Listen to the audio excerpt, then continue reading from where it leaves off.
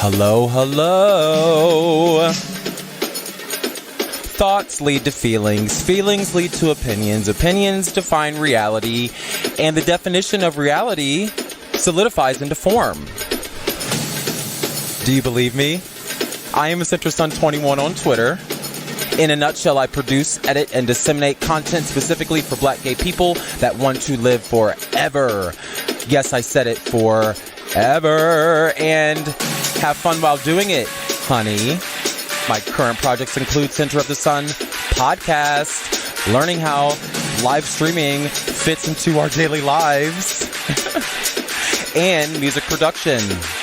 I collaborate with as many black gay people who are innovative and motivated just like myself. And if you proudly identify as such, welcome. I urge you to ask for more information if you're curious, and if not, I'm going to have to ask you kindly to leave. Are you becoming spiritually aware? If you want to know the answer, this is Center of the Sun, and I am your host. Thank you for listening. And I'm going to ask you, before we have our dance break, who are you? Let me know in the comments. Dance, bitch.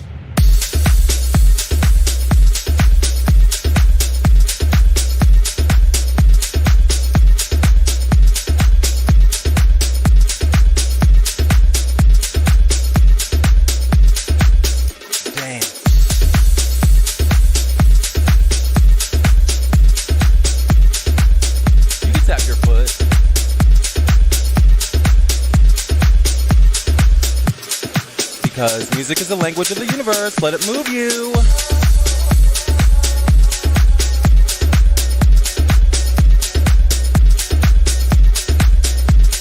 If you're awake, you should be dancing. Hey.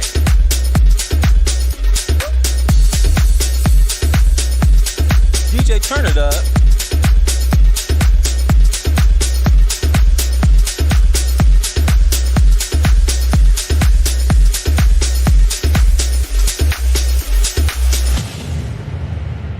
Wow. Thank you for joining me. I am your host, CenterSun21 on Twitter, and you are listening to Center of the Sun. So today we are talking about spiritual awakening. It's been a topic all season. OMG. And I've been the last few episodes, we've been getting into just religion, and really not a lot of science. So today we are talking about spiritual awakening. We're talking about spirituality, but we're also we're not forgetting about science. We are going to forget about our weird society today because there's nothing new in the headlines besides the fact that two of the most evil white men that have governed this country are now dead. So we're just going to do that. And, we're just going to let the cookie crumble where it may fucking go. Because I can't keep up. But I don't celebrate people's death because I don't want nobody celebrating mine if I'm evil. Just let me die. Don't celebrate my death. But anyway, how have you celebrated this glorious weekend of all these old ass people dying? I can't be sad about old people dying. They're supposed to die, Anyway, in society, I typically run through the New York Times because that's where I subscribe to the news. It's all about George Bush, literally. And I'm like, there's nothing that's even remotely accurate about his tenure. And clearly it's all written by white folks, and that's fine. I saw that Michelle Obama did a little thing on Twitter. I'm like, okay, well, I think she might be running for president, so she has to. So I'm like, excuse that. And then, everybody else, I don't see anything that pops out to me. One thing that does seem a little weird, our guy, Mr. Neil deGrasse Tyson, he has been wrapped up in some weird ass sexual allegations regarding sexual assault. So I of course I can't log into the New York Times, so I can't see that particularly protected wall pay or whatever paywall. I can't see over this paywall because let me tell you something about Sprint. So fuck Sprint, okay? So I called them, and the reason why I can't log into the New York Times on my computer or on my phone is because I don't have my password and I can't look it up right now because I'm recording. So it is what it is, but I don't care. So I called Sprint. My bill was late, whatever. I called Sprint to get a little, like an extra day to pay my bill, and they had me on hold for like 2 hours. And because I've been with Sprint for literally the entirety of my life, if I didn't pay for Sprint, somebody in my life was paying Sprint for me to talk on a phone. Whether it be a landline or a cell phone, like Sprint had landlines.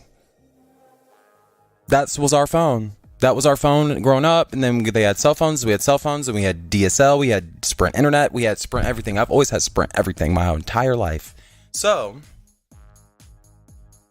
fast forward to I've had my own bill for the greater part of 10 years and have a Sprint credit card, have all the things that Sprint has to offer. And I called to look to dispute a charge, which caused my bill to be late. And because I kept looking at this charge, I'm like, there's something weird about this bill. There's something weird about this bill. It's higher than normal. I need to call them before I pay. I'm not paying it until I get a good answer. So I get a call to get a good answer.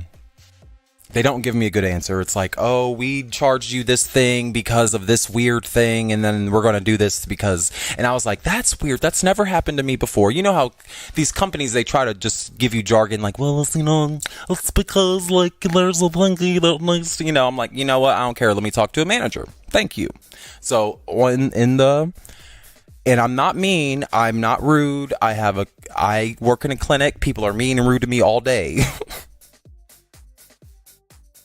And I try not to reciprocate that same bad energy, those low vibrations. I don't reciprocate low vibrations. So I was like, okay, I don't understand why you're telling me this. And may I speak to your manager? Sure, right away. Boop. I was on hold for a half hour. No. I was on hold for an hour and a half. Prior to the hour and a half hold, I was on hold for like 10 or 15 minutes. And then once I talked to that manager, I still was not happy with the answer. So I was like, you know what? Send me to the people that close the accounts. And then I was on hold again. So basically what I did was I was like, you know what? How about these apples? How about I just go to somewhere else? Because what I'm not going to do is continue paying this exorbitant amount of money for the worst service. And they know it. That's the thing about it. Sprint knows they're shitty. That's why they're the cheapest. And that's why they let me pay my bill late all the time.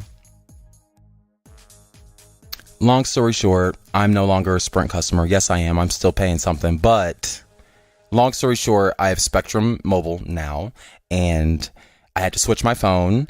And thank God we don't have contracts no more, because I was like, bloop, bloop. And it's the law. Thank you, law. Protects us. So if you did not know this, regardless of the situation of the phone company, I would imagine don't let your phone get cut off first.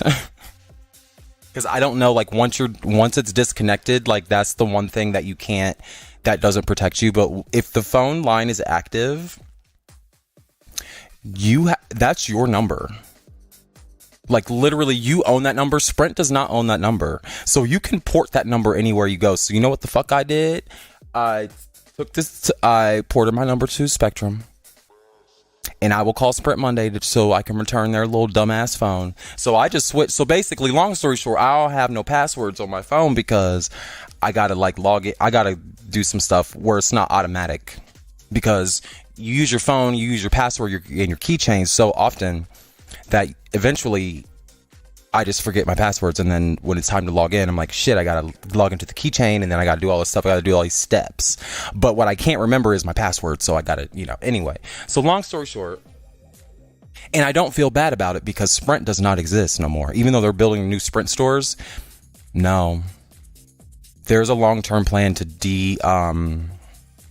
value Sprint. So it is what it is. And then turn it into T-Mobile. They've already done it with PCS. What is it? Metro PCS. So anyway, that's why we're not going to talk about fucking headlines. And actually, moving forward, I'm not going to talk about headlines because I don't read the headlines. I read the editorials, and I didn't realize that. And I realized that. I realized that I only liked reading the New York Times editorials. So that's what we're going to focus on moving forward, because reporting the news is exhausting. And I didn't sign up. Actually, I didn't sign up for it. And that's the point of this show, is experimentation. So if you listen to the show and you like it, just know that it will always change. Like literally. And in terms of profiting and stuff like that, it will be in the interest of the show's movement will be the interest of not pure profit, but like decreasing the amount of jobs that I need to have in the regular world. So, if there's ads on the show or something, don't be alarmed. But I will never sell anything that will like be detrimental to your health or anything. Like I don't sell. I want to do ads like Crystal and Cured Fury, like therapy and bras, and stuff like that. Nothing like toxic or evil. So thank you for listening. And the infrastructure is already there. I just need the listeners and I just need the customers to pay. So the show is inherently set up to be profitable. So anyway, thank you for listening. If you would like to support the show, I do have a Patreon account. Please email me, host@centersun21.com, because that is not set up yet. And there is no reason to. I just want my hope, just like my cell phone bill, is just to have it set up so that whatever happens can happen. And that I'm in the best position to serve you all. Speaking of service, today's December 2nd, which means that yesterday was December 1st, World AIDS Day. If you have not, basically, I'm going to say this. How do you know you don't have HIV?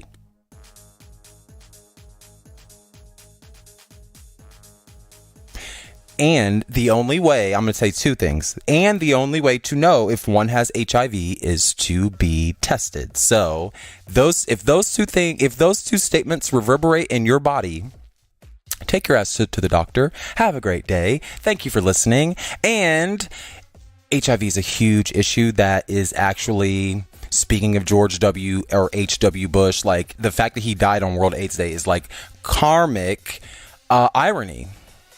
It's so ironic, but it is what it is. Like, but he got to live to 94, while all the black gay people, or black trans people, black queer people, white queer people, all the queers, we got to be murdered in cold blood, basically, because of the lack of response. And that's why I have to do things like talk about Jesus, because sometimes I have to like look in unexpected places to find joy. Even though certain things are not joyful for me at all times. But sometimes I have to look in unexpected places to find joy. And that's what this episode is about. How do you become spiritually aware? And not like religious, not spiritual, not vibes, not energy healing. No, like literally, what is that process? What does it look like?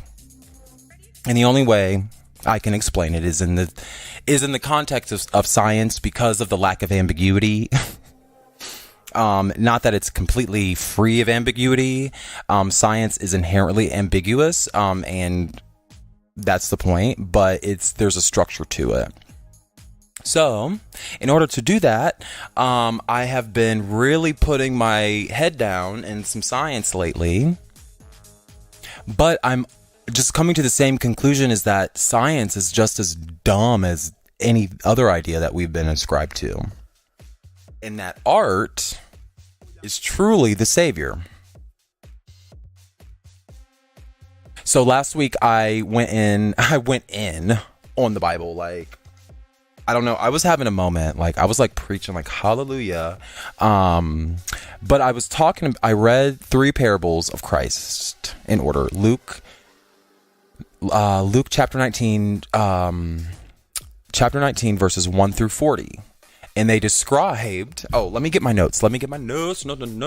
So I've been going to, so you know how people have like retail therapy? My retail therapy is going to Staples. Like literally, I bought 2 new journals and I use them. That's the thing, is that they're only $10. So Staples sells these really nice bound, and they're not that nice. Like, I would prefer, if I had more money, I would buy nicer ones because the binding is falling apart already, but it's good enough. But I have an addiction to journals and pens. Like, literally, I have a problem. And I went to Staples and they had their new Christmas journals out and stuff, and I was like, okay, I'll take a sketchbook and a journal, thank you, for 2019. So my 2019 journal has already been purchased. It says be happy on the front. So last week, and that's why I have another journal, that my 2018 journal, it's not even finished yet, but I bet you I'll finish it by the end of this year. There's still a month left, so we'll see. But Staples has great journals if you want. This is not an ad. I just love Staples. And I bought a fountain pen. Oh my God, I love fountain pens because I'm a writer. Not a writer, not like a mass appeal writer. Like, I don't write for the public, I write for me. And that's my expression. Like, I have to get my thoughts out of my brain and onto a piece of paper. And I do that by handwriting. And if you ever meet me or ever see me sign anything or whatever, you see my handwriting is crazy. And it's big, but it represents me. It represents my consciousness, like the way that the reality reflects the external reality. It reflects the internal reality is mind-boggling. And the first iteration of that, the first evidence of your consciousness is literally your handwriting. So I buy journals and pens all the time because it's like, that's my form of art, but it's like just my handwriting. So I keep it in a journal. But last week, focused, Vaughn. Last week we were talking about Jesus, and we're talking about this parables of Jesus, and the moral of my story is that nothing in the world is truly finite. What is finite? Finite means there's a beginning and there's an end. As opposed to infinite or infinity, where there is no beginning and there is no end, and time and space and duration just continue. In perpetuity, which is the nature, we believe, of our universe. And the second point that I wanted to point out from last week is that what is finite? So nothing. So in one hand we say that nothing is finite, and then in the other hand we say that there are finite things. And how is that possible? Well, that's possible because the things that are finite directly correspond to our reality. And our reality is a direct. When I opened the show, I said, turning the page back, I can't remember where it was, but it was something like feelings equal thoughts, thoughts equal something else. Let me go back here. Oh, shoot. Come on. I don't know, but basically our thoughts manifest in reality. There's a vibration to them. There's something about our thoughts. And so even though the true nature of the universe is that nothing is finite, the true nature of our universe inside of our heads is that there are things that are finite because we make them so. Purely. We create reality. Does that make sense? It's hard to explain because when I say it out loud, it makes sense to me, but then I think about it like that might not make sense to nobody else. But basically, control. So the basic thing is about control. Do we have control over anything? And the answer is no, but you can create finite control within your reality, and you can control the things that maximize your power on earth. So, you have power on earth. So how do you know you have how do you know you have power on earth, and what is your power on earth? Well, that's why we have religion, because I think religion does a really good job, even though it does a good job of being an asshole. Religion also has a very good job, and when I say religion and spirituality, because everyone defines it differently. Whatever it means to you, basically. But your sense of self directly correlates to there's always like a higher power. There's always something going on. But basically, we need to recognize that our power comes from our sense of self, our higher self, our awareness, our consciousness, God, our spirit, our energy, all these things. They're all synonyms. They all mean the same thing. It's just a different word for the same thing. Everybody is right. And God has given us gifts. So in my reality, my higher power is God. To someone else, their higher power is themselves on a higher dimension. It's the same thing. It's literally the same thing. And if you don't believe me, just keep reading your own religious texts and it'll tell you. It'll say it right there in front of you. You just have to recognize that that's what it is. You have to interpret it in that way, but the truth is already here. And with those religious texts, and that's why I'm like, if you don't believe me, read your religious texts, because your religious texts, and I can tell you, mandate that you invest and return that investment that God has given you, whatever God is to you. So if you're a writer and that's your gift and that's your power, you're supposed to invest your writing and return the investment, not one time, not two times, but about 5-10 times in return on the investment. I'm a talker and I'm a vocalist. Talk, I sing, I do all kinds of things with my voice.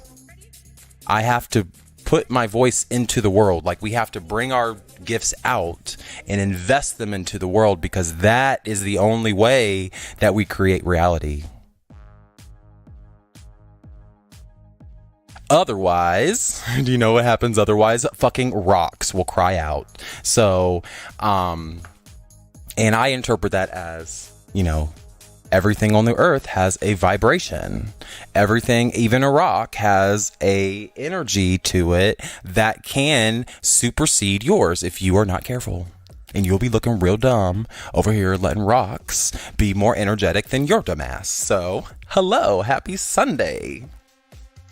And moving along to today, I wanted to not move away too much from that. Because what this warrants to me is that, like, things that we think are just normal human behaviors, like, I'm just going to get up and draw a doodle today. We don't recognize the, intense amount of brain power, even the dumbest thing we think is the stupidest thing we do. It is actually, that is connected to God. Like, that is our spirit. And that is a spiritual awakening. That's what I mean when I talk about a spiritual awakening, is connecting to God through our gifts. Because that's how we communicate, like, our feelings and how we our motivations and our dreams and our aspirations and our thoughts and our feelings and our emotions and all those things are the communications, are the communique from higher power, or God, or higher self, or spirit, or cognition. I think that, thinking is the ultimate gift. So, let me get my notes out here, because I'm getting a little distracted, because I'm still on last week. I'm still on this last week thing. I had so much fun reading the Bible, and we're actually going to read a verse from the Bible today. It's very short, but art is truly the savior. And whatever form you decide to focus on, it will allow the mind to interact with the world. That's literally the purpose. To bring the soul out of the body, bring the body in to the mind. And doing this will temper the overbearing nature of our body. Like because we are physical beings, we have an impact on the world. There's a cascading effect that we have on the world, and we're seeing it, in the terms of climate change and all this kind of stuff. Like if we're not careful with our thoughts, our bodies become overbearing to nature. And through the stretching and prodding of our imagination, that's where we create that microcosm we see in the macrocosm of the universe. So Earth is just a reflection of the greater scheme of the universe, or the greater patterns that exist within the universe. So where the hell am I getting all these ideas? Because I just talk. I'm like, where do I get these ideas from? And I don't like being duped. I don't like being manipulated. And I definitely don't like being lied to about simple stuff that shouldn't be a lie. And so we've been focusing a lot on Cartesian rationalism, or the just regular way that we approach problems in science and in society. But there is an alternative way that we've already accepted and already integrated into everything. This is the kind of slope. We talk about it like it's like the devil, but we've already integrated it into our daily lives, and that's alchemy. Have you heard of alchemy? You probably have only heard about it in a certain way because it fails to, because it inherently and then purposefully fails to conduct experiments based on that Cartesian rationalism. And I'm not going to be able to get into alchemy. Like, what is alchemy? That's season 3. That's coming in season 3. We're going to get into that. Alchemical rules of thought. But in a nutshell, alchemy encourages one to recognize the world, who we are, and how we fit into that world, and then the greater universe, to recognize that this integration is so complex that shifting one's perspective even slightly yields new and confounding information every time. There's a show on Viceland, I think, about ayahuasca. Basically, every time we probe our imagination, every time we prod our consciousness, it doesn't matter who it is, that person has a different experience from the last one. And that everything corresponds in some way to everything else.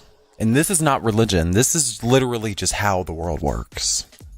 For instance, our date, the place, and the time we were born corresponds to a planetary position, and we call that a birth sign. And we call that, and we connect our personality traits or archetypes.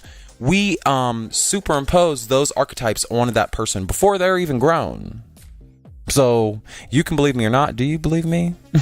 Let me know. Host at CenterSun21.com. Send me an email, or you can tweet me at CenterSun21 on Twitter. Because I want to know where you are in terms of thinking about these ideas.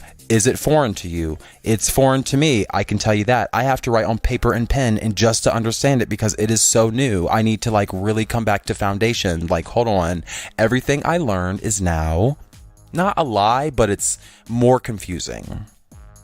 Because now there's more information. I keep telling my boss this. I need more information. Not less. And you need more information because it helps you make better decisions about moving forward. And with a lack of information, I'm going to make the same mistake over and over again. Who said that? Albert Einstein said that that's the definition of insanity, is doing the same thing over and over again and expecting a different result. I can't keep doing the same thing over, expect a different result, and not be mad. So naturally, you have to seek more information in order to get a better picture. So here we are. And this episode will explain a little bit more about how specifically those planetary positions, because I do want to get into astrology because it's very interesting. And I didn't know that alchemy stems from, or astrology stems from alchemy. And so we accept astrology, but we think alchemy is like magic or something. And it's like, no, actually, alchemy explains in better detail, and in more weird detail though, how we interact with the world and how in our position on this planet. So everything corresponds in some way to everything else. And for instance, astrology is your girl because you've already accepted her. And I just want to take the time to just explore some new ideas today and shift my perspective because I don't have all the answers and I want them. And the point of Center of the Sun is to explore the possibilities, explore the things that we have just so confidently decided were true that are actually not true. And I think it was the expression episode. I spoke about how we accept ideas of which we were never previously aware. Things like New Age spirituality and alien invasions. We receive messages from our society warning us that we should take heed, but we never do. We never do. We never get our house together. We just keep living, and then we're surprised when we get to a critical mass, and then things start looking like they're going to fall apart, and then we get scared, and then we want to correct them and make corrections, and then science is basically no different. Science is no different. They've been telling us for years that the Earth is a globe and that space is a vacuum. But NASA keeps photoshopping their pictures without valid explanation. Also, if you want to know anything about a vacuum, or if you know anything about a vacuum, please enlighten me, because I just learned that it's impossible for space to be a vacuum. Where does the Earth's atmosphere end and begin? And then where does space end and begin to create this compelling vacuum? Because a vacuum is a boundary inside which nothing else is boundary. Empty bound. Yeah, it doesn't make sense. Space is definitely not a vacuum. If you just look purely at the definition, not a vacuum. So let's play truth or dare, because I cannot. Truth.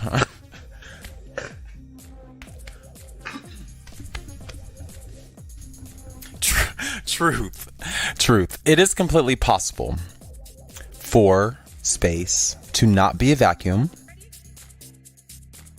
And we've been lied to our entire lives. Here we are again. Feeling real extra, really disappointed. Like, it's really disappointing. So I'm going to go to my Bible, because what has not changed? What thing has not changed in our lifetime? What document? The Bible is a good one. So I'm going to go to the New Living Translation Bible, and we're actually just going to go to Genesis 1:1.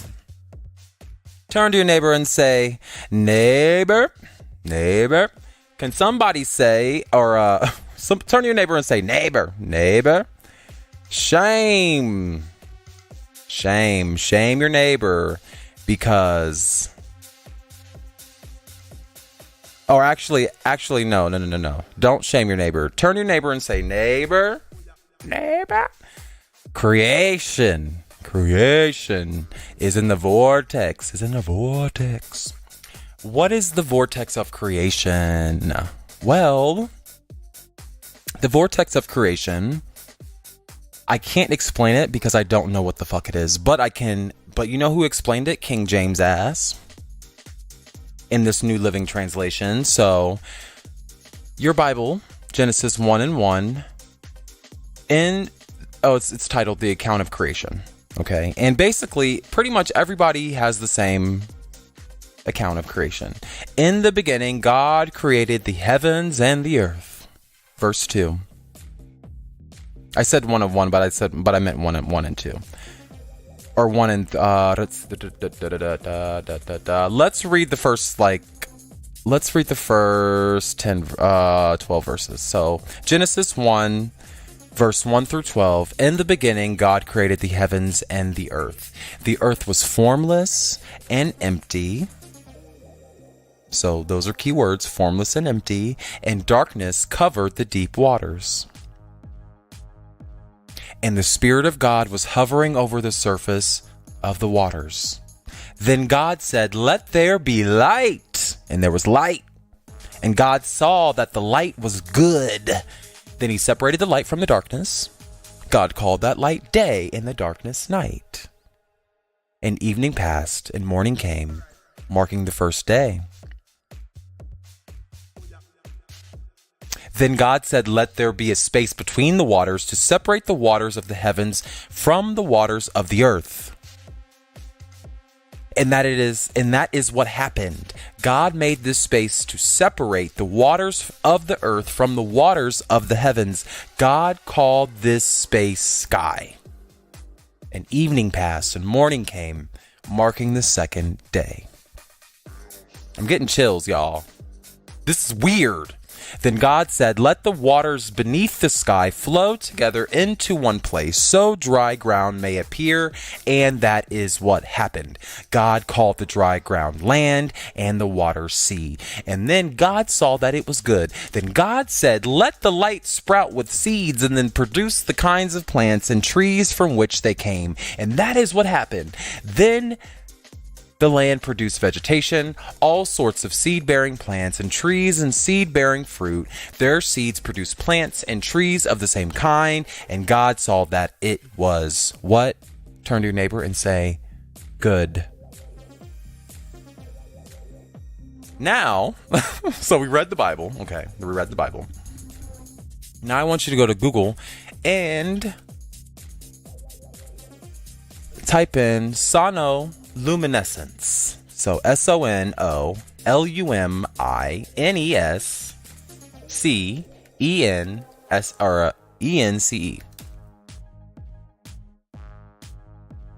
Sonoluminescence is a scientific term that defines the excitement within a substance by the passage of sound waves through it.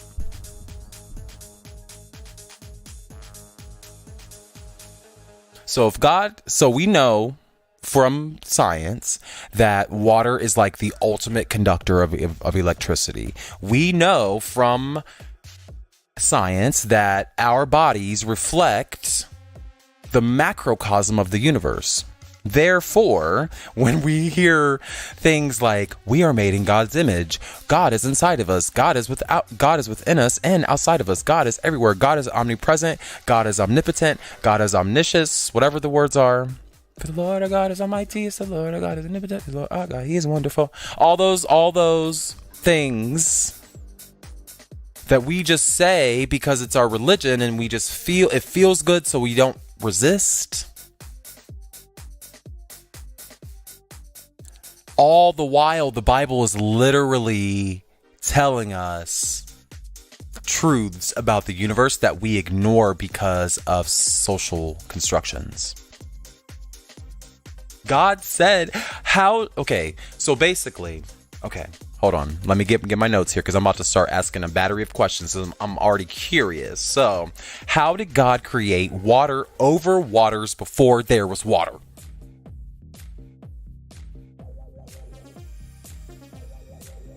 And I believe that it's possible.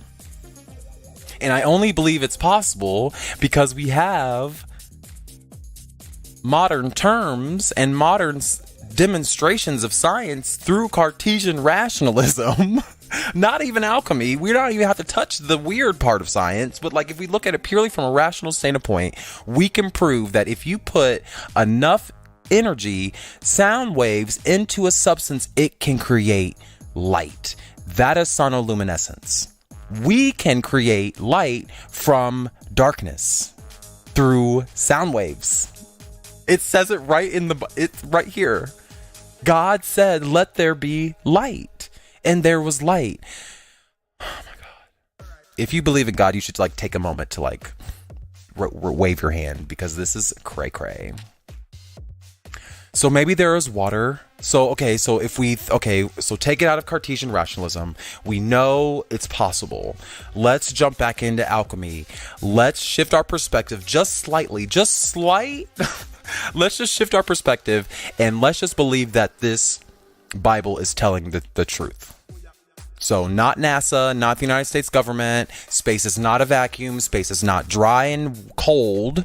What if, well, it's probably cold, but what if space was hot and wet?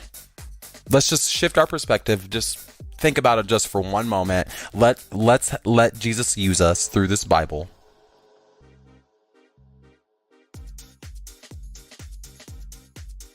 God said, "Let there be light." The earth was formless and empty, and darkness covered the deep waters. The Spirit of God was hovering over the surface of the waters. Let there be light. There was no boundary. So imagine in space, the darkness of space, just a whole bunch of water stuff moving around, because within deep waters, there's something in the water.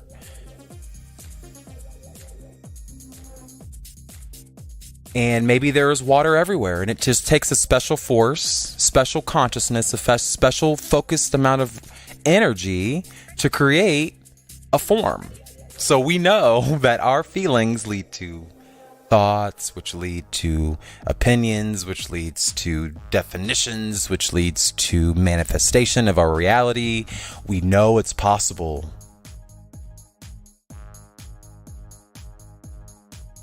And we know that it's not possible for space to be a vacuum because there is no boundary. And we also know that it's possible, because we all own vacuums in our house, that gravity can exist within a vacuum. So the fact that these astronauts are bouncing around like it's in the vacuum, it's a vacuum of space because they're bouncing around because it's the vacuum. No, it's not. There is no. They're bouncing around because they're floating probably in water. And not like liquid water, vapor. Because, and we're not going to talk about this today, but one of the reasons why the show is called The Center of the Sun is because the sun is not what we think it is. And that water is not what we think it is. And form and thoughts and who we are not who we think, not what we previously thought they were. So what does this mean for literally anyone breathing? Because I'm like, at the end of the day, it don't matter how the earth was created. It was created billions of years ago, so it don't matter to us. But that's the point. If you believe in most religions, you also believe in substance dualism. You believe that there is a infinite part of us that will live on past this finite reality in which we've created and in which we exist currently. And you probably believe these things unwillingly and unwittingly, that we have a higher self and that our higher self is connected to God. And if you don't believe in God, I give you the disclaimer is this is whatever it means to you. Because I don't have specific answers. The only specific answers I have are from my foundational upbringing. And the fact that I only have my feelings. At the end of the day, I can only lean towards what feels good. I can only glean from my consciousness, because reality is not everything that it's what we make it. And it's also, we don't always have complete control over our bodies, because we can be influenced very easily. And our survival mechanisms, our egos and our attitudes and stuff, those are there for a reason. And we should balance them with our higher self. So my higher self's been showing himself lately because I've been becoming more aware of how I feel. I haven't learned anything new. I just feel new things. Because it's like everything it's already here. Does the feeling validate that it's true? That's what's happening. Because I already know, we've been reading Genesis 1:1 for basically our entire life, but never looked at what it actually said. And that deep waters and infinite waters could also mean literally God came over some fucking water, and that the blackness of space is actually, we're just looking into a deep ass ocean, and that we've never been actually out in that bitch. And that Elon Musk's ass keep trying to prove that he going out into space. They're not. When they go into space, they literally go to the top of the clouds and turn back around and come back down. So where does the Earth stop and space begin? There is no boundary. Literally, I'm telling y'all, there is no boundary. There is none. There is no boundary. So what does this mean to anyone breathing? Well, it means, it just validates. It just validates the fact that you have to lean towards the feelings that feel good to you, because literally most people are Christians or in some major religion have this creation account.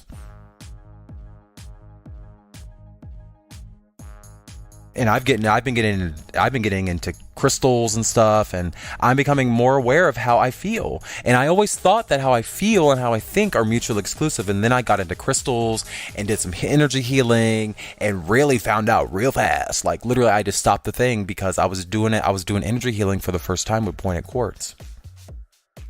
And I've never been the same. Not drastically different, but my perspective on my human biology has changed because my feelings are drastically different. I felt things I didn't even think were possible.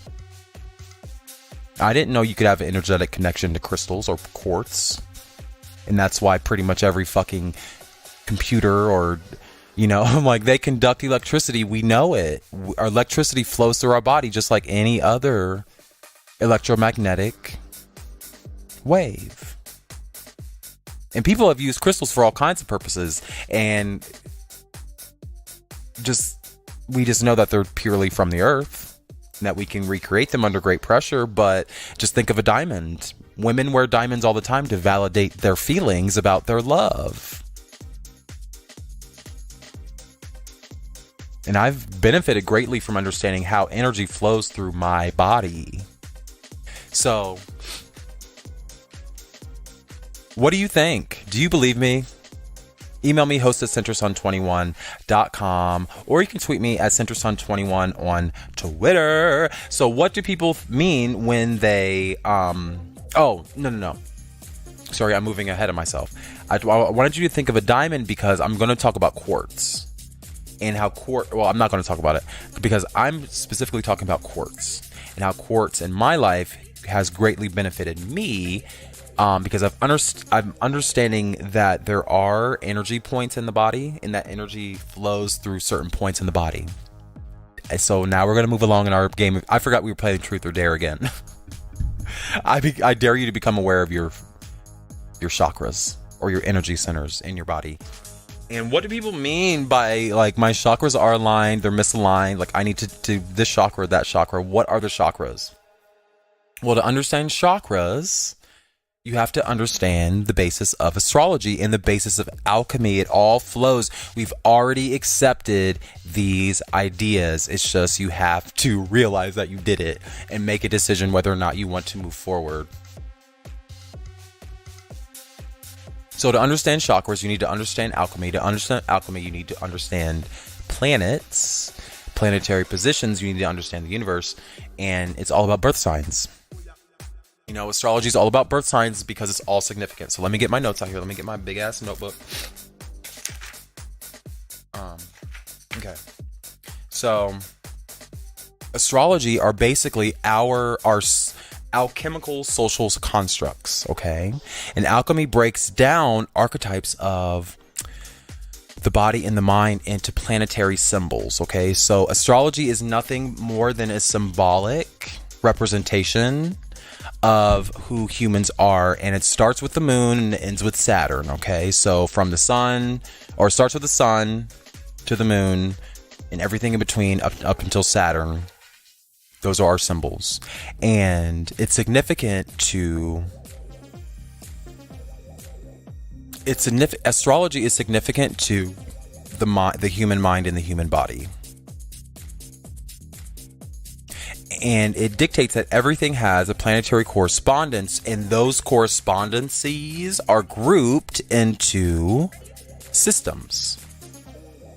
And those systems can be combined with literally like herbs and rocks and animals and stuff, and that is where like magic and witchcraft comes from, is because we're combining our ideas of how we relate to the world, we're creating a microcosm and reflecting that microcosm on what we see in the universe. So that's where witchcraft comes from.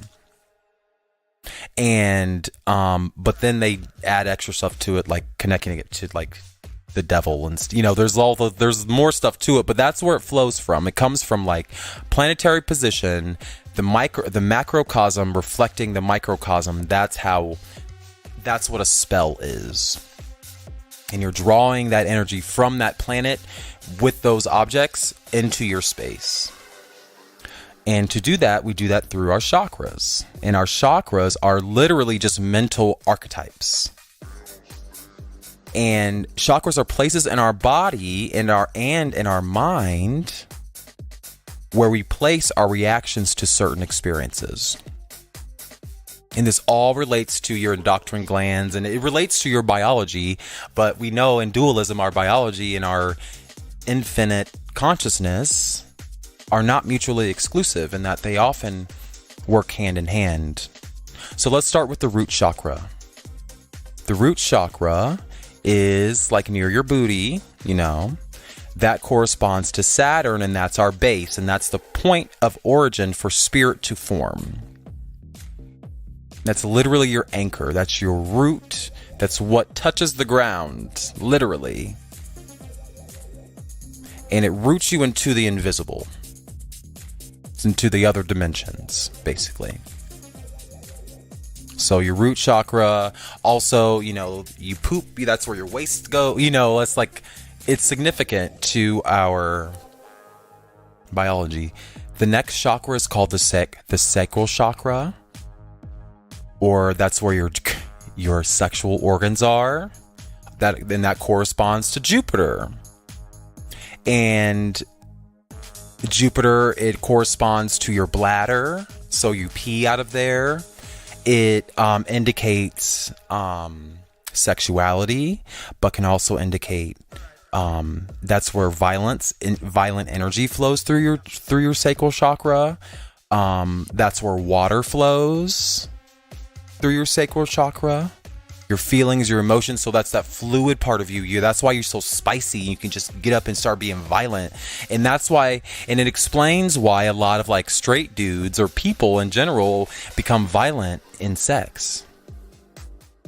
Is because that's where that energy flows from. And if your sacral chakra is fucked up, you're going to fucking kill somebody in response to a sexual encounter. Like, it's just going to happen because, it's volatile down there, but it's also volatile in the fact that your emotions are down there, your feelings flow through there, and also your creativity. So your sacral chakra is connected to that part of your body. Your creativity flows out of there. That's why sex helps people, I bet. That's why I'm just going to make an assumption. That's why sex sometimes is a relief for some people. And that the hippies, we talk about love and stuff, like sexuality is a part of that because it's normal. It's normal. So moving up, so we got our root chakra, we got our sacral chakra, and then now if you go right below your, what is this part of it's your sternum, right under your sternum. And this is my most powerful chakra. And I've actually, in the last few weeks, I've recognized what that chakra feels like, because I just always thought it was nervousness or anxiety. No. That's my solar plexus. That's your solar plexus. And your solar plexus corresponds to Mars. Okay? And that organ is your pancreas. Okay? Your pancreas reacts to anger. And it also reacts, that's your digestive system. So think about how you digest food. So you digest food through your solar plexus. You also digest reality through your solar plexus. So energy, so the energy of like, is this real? Is this fake? Like, that's your gut feeling. Like, your gut feelings, like literally that's your solar plexus.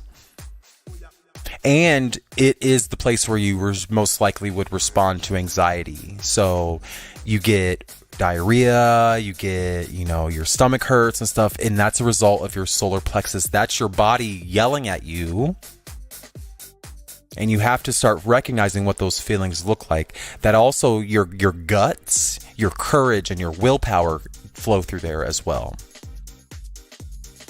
So I'm talking about the chakras because I never realized that this is where these ideas came from. And once you start becoming aware of like how energy is like increasing and decreasing in certain parts of your body, you start making moves differently.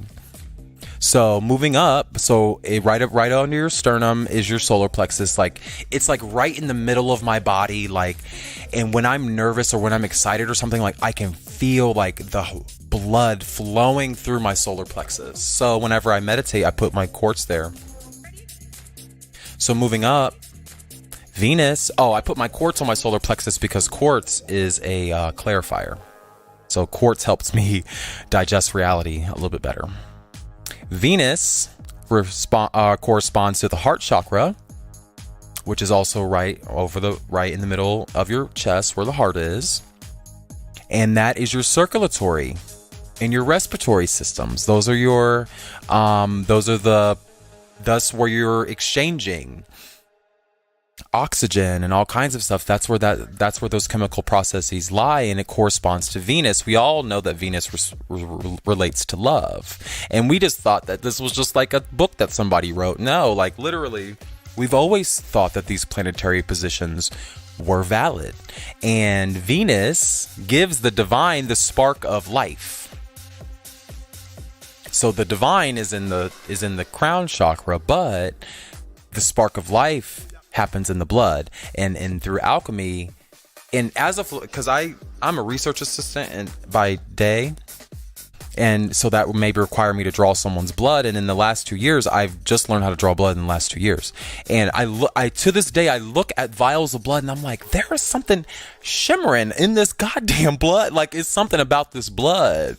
And I just look at it and I'm just like, what? It just seems so dense. It's so odd. But I don't dwell on it because I have water. I don't dwell on it because people start passing out. Because people get weird. They're like, oh God, blood, oh God. So I just like, I look at it and then I'm like, and then I move along and then it mixes with the additive and then it kind of dulls out a little bit. But initially, when I draw someone's blood, it comes out of their body. It's like shiny. It's so weird. But it's that spark of life. That's the spark of life. I gotta take a drink of water because my mind is blown. My mind is literally blown. And I never really thought about what chakras were because I just thought it was a part of being a Buddhist or something, or a Hindu. But now that I think that everybody's right, I'm like, oh, let me see what's going on over here, because the Baptists and the Buddhists are starting to actually sound the same at this point. But our blood, but our blood is made in the liver.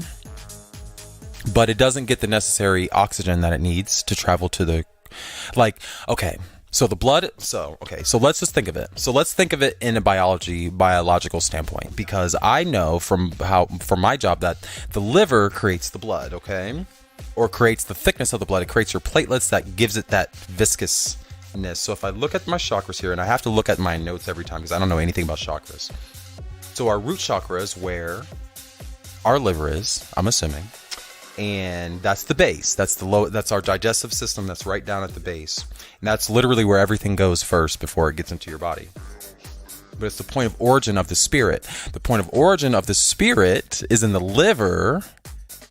It receives its spark, its oxygen, the exchange. And when I say oxygen, I'm literally, we breathe in water because literally water is everywhere. We are water. Water is everywhere. And even how we breathe, we don't breathe in air, we breathe in vapor, and then that vapor there's a chemical process within our lungs that exchanges something for something else, and then oxygen is in our blood, and then we breathe out carbon monoxide. We breathe out carbon. And then it just keeps going. It's a big cycle. So it makes sense that the spark of life, because without oxygen in your blood, you can have as many platelets as you want. So your blood can be thick, but without the necessary components that are added in the heart and in the lungs. Wow, it's becoming more and more clear that we already know everything. We just have to decide how to organize it. So moving up in our chakras, we have our throat chakra, which is right where your thyroid gland is. So kind of like right in that little divot of your throat where your esophagus kind of goes down into your body. It indicates your throat and your communication and your ability to do or in your ability to connect with other people, and that corresponds to planet Mercury. So the throat chakra is very important because it is your gate, it's your communicator, it's the screen of a computer, it's the speaker of a record player. It's what communicates. So your thyroid gland is regulated by that. And all of these chakras relate to your endocrine system. So all of your feelings, all of your hormones, all of that all flows through these chakras, and that's why you feel the way you feel. And those feelings are not there by accident. So moving up is the moon. Or the, what chakra is that called? I don't know what that's called. We're just going to call it the perception chakra because I don't know, but it's basically your eyes and your brain and that lizard part of you, that ancient part of you that receives information and then, does something with it. I don't know. I don't know. All of this is new to me, so I can't explain it in terms of that way, but I know that the brain, we know from season 1 that the brain is locked in darkness and silence, and it just gets millions of signals throughout the day, and then it just figures out what to do with it, and that's how we have reality. In a nutshell, it's way more complex than that because the brain is amazing, but we know that that's the more antiquated part of our body because we know that because of our fight or flight response, we're still locked into survival mode because of our brain and our ego. And we know that because of ego, and that we just it's so hard to lay down our ego. Like, we know it's locked in, and it's locked in for a purpose. It's not because we're supposed to be ascending or be like alien. We're not supposed to be off the earth. We're supposed to be finding the earth, finding more about ourselves, finding out more about the earth, and then creating a new one in a way that will allow us to ascend at the right time. I don't think that anyone's ascending until everybody ascends. I'm a public health worker. I work in public health, so I don't see how a few people can ascend without as some sort of greater good, greater benefit happening. So that's the moon, or that's the perception chakra. And if you know the real name of that chakra, please let me know. host@centerssun21.com. That's where your eyes are. And when I say your eyes, I mean your two visual eyes, and then your visual cortex, or your sight and vision are two different things. So your sight is in the perception and your vision is in the perception, but then there's another part of your vision that's the third eye. But we think that's in the crown chakra. So at the very top, tippy top of your head, right in the base of your brain, in the middle of your brain, you have a nice gland called the pineal gland. And Hoteps talk about how it's calcified. And other people talk about how the government's trying to fluoridate our water and chemtrail the air and ... this and that, whatever. It doesn't matter, because the crown chakra corresponds to the sun, which corresponds to our awareness, which corresponds also to our consciousness, which is is God. So the sun corresponds to our pineal gland. We are the center of the sun. And now we're here. I didn't plan on that. Honestly, I did not. And this is the thing about higher self. When I created this show a year ago, or nearly a year ago, I didn't know anything about chakras. I didn't know what the center of the sun meant. I just followed my feelings. And I do things based on aesthetic and feeling and stuff like that. So I named the show The Center of the Sun because I knew there's a singularity at the center of every sun, and that is the driving force of all life. I didn't know I was right or that I had supporting evidence to my fact. Because I don't believe anyone. I mean, because technically if everyone's right, then also everyone's wrong. Technically. So what do you think? Do you feel your chakras, or do you know what your chakras are? Have you ever thought about them? Have you ever felt them? Do you feel them now? Will you continue learning more about them? Do you think I'm a devil worshiper? Let me know what you think. Host at centersun21.com. Thank you for listening. That's all I have. I just want to let you know that the way that the world is not, or the way that the people have told us about how the world is definitely, those things can change. The only things that are finite are what we make finite.